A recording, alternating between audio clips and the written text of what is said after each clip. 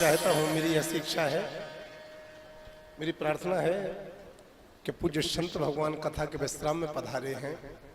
कथा भगवान विश्राम हो रही थी और पूज्य स्वामी जी के चरण व्यासपीठ पर आ रहे थे, तो स्वामी जी को लाने वाले मेरे बहुत प्रिय मतलब अति प्रिय, जिनका इस शरीर से रिश्ता कम से कम 20 साल पुराना है, भोपाल में आशीष भैया का पूरा घर, पूरा परिवार बहुत आत्मा से शरीर से जुड़ा है, परम धार्मिक हैं।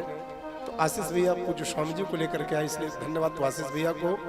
मैं चाहूँगा 1 मिनट में स्वामी जी भी अपनी वाणी से हमें आशीर्वाद प्रदान करने की महती कृपा करें। संतों का एक शब्द यदि लिखा जाता है तो ग्रंथ बन जाता है, और संत यदि एक शब्द बोल देते हैं तो पूरा वेदों का मंत्र बन जाता है। तो ऐसे स्वामी जी की आशीर्वाद वचनों ग्रहण करके हम लोग आरती करें और फिर व्यासपीठ का पूजन करेंगे। बेटी भैया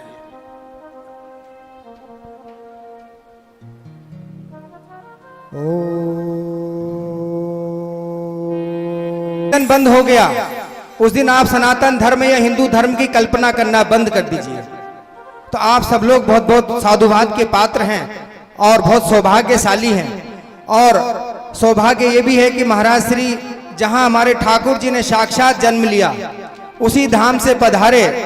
तो हम कहते हैं कि ठाकुर जी की चरणों की रज मिल जाए तो भागवत कथा के विश्राम के बाद सभी लोग महाराज जी के चरणों की रज ले लेंगे, तो ये मान के चलिए कि ठाकुर जी की रज मिल गई आपको।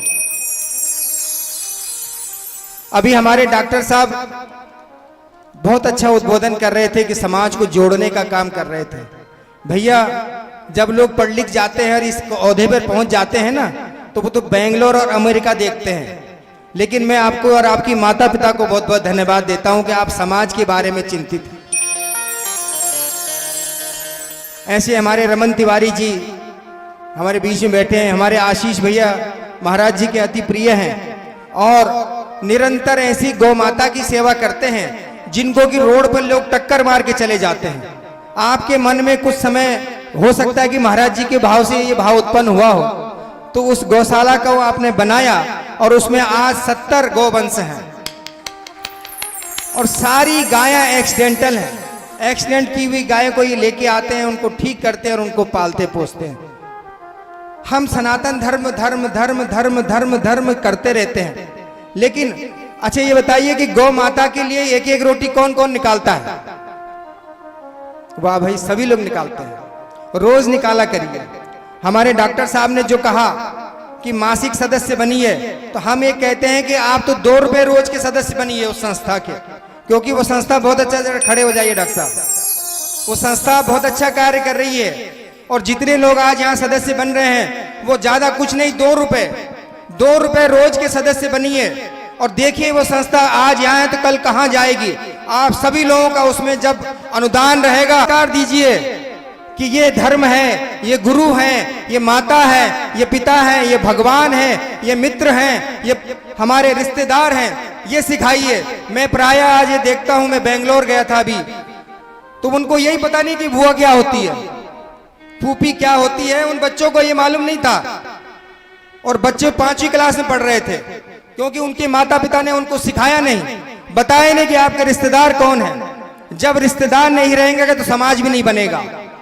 इसलिए मेरा करबद्ध निवेदन है कि अपने बच्चों में वो संस्कार दीजिए जो धर्म के हिसाब से संस्कार हो, क्योंकि पृथ्वी जैसे गोल है, 0 गोल है, ऐसे गोल गोल घूमकर हमेशा इसी जगह अडिग रहेंगे, अन्यथा फिर तो ठाकुर जी मालिक हैं। मैं अपनी वाणी को विराम करते हुए महाराज श्री और सभी को बहुत बहुत साधुवाद, महाराज श्री के चरणों में दंडवत प्रणाम। जय श्री राम। एक बार पूज्य स्वामी जी के लिए दोनों हाथ उठा के ताली बजाओ। संत का आना भाग्य है, प्रेम से बोलो राधे राधे। संत का आना भाग्य है और संत की सेवा करने को मिल जाए सौभाग्य है। संत तुम्हारी सेवा को स्वीकार कर ले में ये तुम्हारा अहोभाग्य है, और संतों की सेवा करते करते खुद संत बन जाना ये तुम्हारा परम भाग्य है। और इतना सब कुछ होने के बावजूद भी यदि तुम्हारे जीवन में इतना बदलाव न आवे तो तुम्हारे जीवन का दुर्भाग्य है मेरे प्यारे। तो पूज्य स्वामी जी के चरणों में हम प्रणाम करते हैं। बहुत दूरदृष्टि वाले संत हैं, बहुत गहरी सोच वाले संत हैं। ऐसे पूज्य गुरुदेव के लिए मैं वंदन करता हूँ, प्रणाम करता हूँ। आपकी कृपा, अनुकंपा, आशीर्वाद इसी प्रकार बना